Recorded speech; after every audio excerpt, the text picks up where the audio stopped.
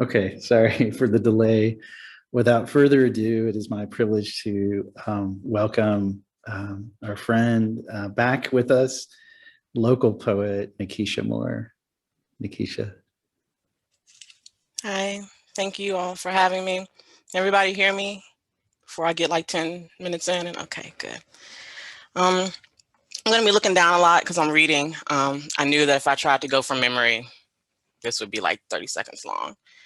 I wasn't sure what I wanted to talk about today. Dan gave me the freedom to talk about anything, which is kind of dangerous to do to me. Um, Last night, it was well after midnight, and I was still writing a new piece, and it was about halfway done, and it didn't feel right for today, even though I was writing it specifically for this day. So, as I often do late at night when I don't know what to do, I ask the universe to point me in this right direction. And that was the phrasing that I used. Just point me in the right direction. Let me look at something and it'll click and I'll know what to write and it'll be done. Just point me in the right direction. And then compass popped into my mind because it points us in the direction. And then I realized that I actually was thinking of a poem that I have called Compass that I wrote 4 years ago. And so I pulled it out and read it and realized that this is the piece that I need to read today. So I'm going to share that with you all. I will warn you, it may be triggering, it's heavy, but if you just stick with me till the end, I think we'll be okay. Compass. They say fight or flight, but for me, it's always been die or write. Live by the pen or succumb to the agony within, so I give in and slit my wrist as the ink spills from bloody inkwells once abandoned. And I recall the standard I once set. I wrote with no fear, no regrets. I was brave. There was nothing I was unwilling to say, no hesitation. I spoke freely of my inner devastation. I showed you every flaw, every tear, every stain. I gave you every bit of my pain. And my vulnerability only made me stronger. But now there is no answer when I call on me, so I have been silent for over a year. And these are words you were never supposed to hear. I wrote this with no intention of public consumption. I just need to find my sense of direction. I've been lost without my words, without my words, without my words. I need my words, for who am I without my words? Well, I'm a mother who had to bury her firstborn son. And despite contrary advice, I made another baby to take his place. And when he was born, it was like looking in his brother's face, the very same features. And remembering is like watching from the bleachers from afar. I let down my guard, a spectator to my memories. I see me rocking my child to sleep. I see me cowering at his father's feet. I see my bruises and blackened eye. I see us in the courtroom. I hear him lie. I see me welcome him back. Daddy's home.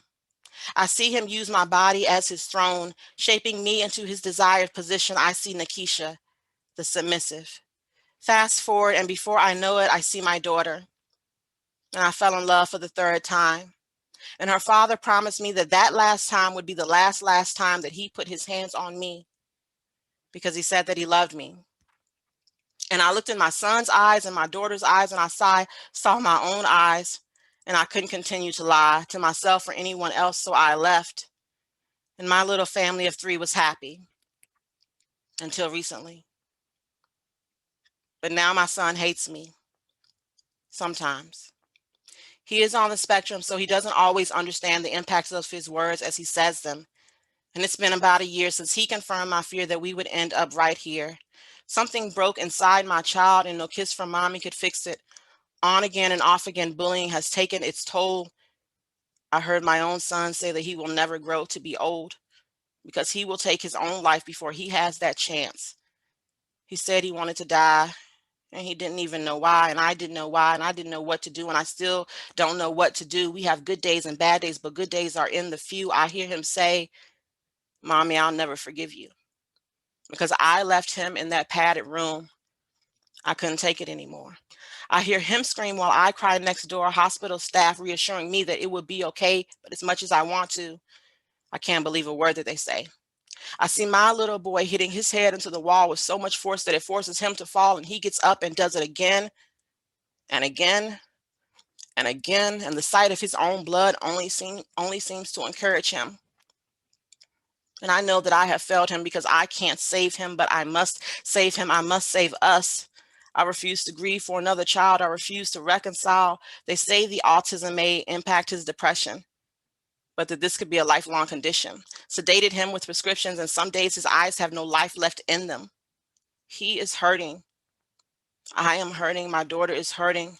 And because there are two of them and one of me, and some days he takes all of me, my daughter spends way too much time with Disney. She uses the television as a distraction. It'll be years before I know the impact that all this is having on her. Her brother is the first male that she has ever loved, and sometimes he is cruel to her, and then he is sorry, so she forgives, and then he is cruel to her, and then he is sorry, so she forgives, and then he is cruel to her, and he is sorry, so she forgives. While I applaud her willingness to forgive her brother, I don't want her to learn that it's okay to let a man hurt her. I lived that, as did my mother and my grandmother, and there within lies the depth of my burden. How do I stop the hurting? I long for the days that a Band-Aid can make the boo-boos go away. Most days is all I can do to make it through the day. Plastering a smile on my face when someone asks how I am. I'm fine. And you? All the therapists say to take it one day at a time, but I'm exhausted from all the secrets and all the lies. Writing has always been my only way to cope, and without my words, I had no hope. I felt this story wasn't mine to tell, but I can't keep pretending I always hated fairy tales. I pray that my son will not see this as a violation of his privacy. I tried my best to live it privately, but I can't keep it inside anymore. Isn't that what the poetry is for? And it occurs to me, if I can fake my smile with all that I endure, maybe your smile is also impure. What weight exists inside of you? Has your something great also been taken from you? How am I? Well, I'm fine. And you? I wrote that piece a little over 4 years ago. And at the time, all I felt was despair, guilt, blame, all negative emotions. I did not see a way out. I did not feel love, just despair.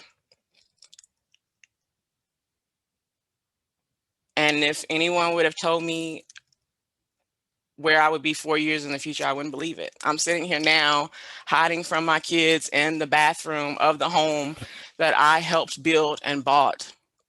My children are playing Uno together. They get along. They team up against me.